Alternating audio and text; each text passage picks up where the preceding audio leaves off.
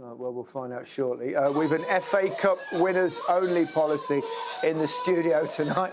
And I don't know who's making that noise, but so Alan Shearer is on the commentary gantry alongside Steve Bauer. Alan, it's toasty in this studio. It's a bit noisy as well. I don't know if somebody's sending something on someone's phone. I think it's a joke. I don't know whether you heard it at home. But how's it on the gantry? A bit chilly? Yeah, it's very cold. My ears are cold, so yours will be freezing up here, Gary.